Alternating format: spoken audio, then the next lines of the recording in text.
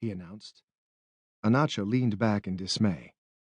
Then we must prepare for disaster or flight. I prefer flight, said Reith.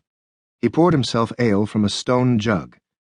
You still intend to travel space to this mythical planet of yours?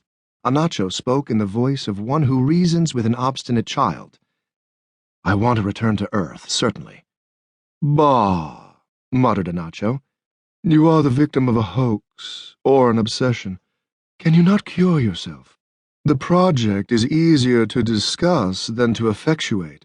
Spaceships are not wart scissors to be picked up at any bazaar booth, Reith said sadly. I know this only too well. Anacho spoke in an offhand manner. I suggest that you apply at the Grand Sivishe Spaceyards.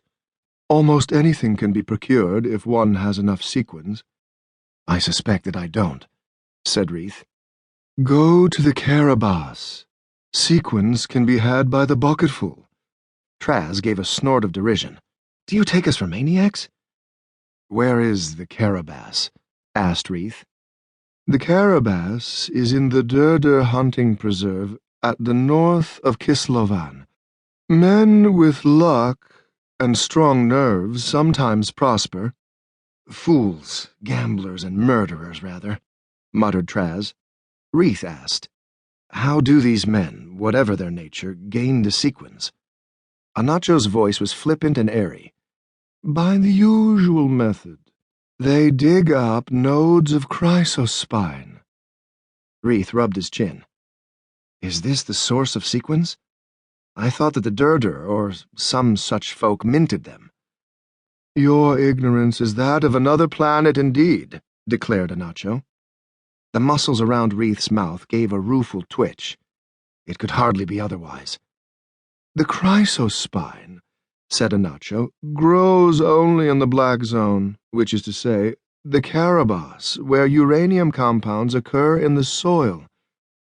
A full node yields 282 sequins, of one or another color. A purple sequin is worth 100 clears, a scarlet is 50, and down through the emeralds, blues, sards, and milks. Even Traz knows as much. Traz looked at Anacho with a curled lip. Even Traz? Anacho paid him no heed. All this to the side. We have no certain evidence of surveillance. Adam Reith may well be mistaken. Adam Reith is not mistaken, said Traz.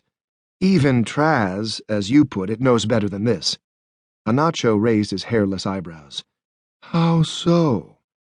Notice the man who just entered the room. A Lokar? What about him?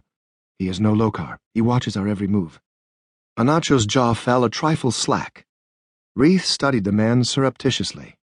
He seemed less burly, less direct and abrupt than the typical Lokar. Anacho spoke in a subdued voice. The lad is right. Notice how he drinks his ale, head down instead of back. Disturbing.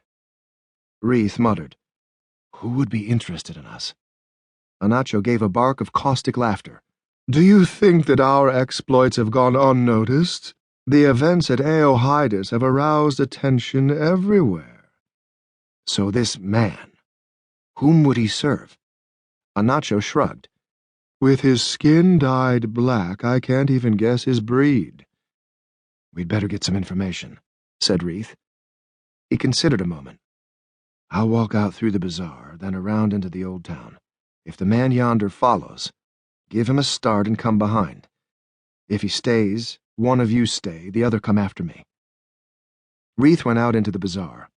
At a Zurveg pavilion, he paused to examine a display of rugs, woven, according to rumor, by legless children, kidnapped and maimed by the Zurveg themselves. He glanced back the way he had come. No one appeared to be following. He went on a little way and paused by the racks where hideous Nis women sold coils of braided leather rope, leap horse harness, crudely beautiful silver goblets. Still no one behind. He crossed the passage to examine a Dugbo display of musical instruments. If he could take a cargo of Zurveg rugs, Nis silver, Dugbo musical instruments back to Earth, thought Reith, his fortune would be made. He looked over his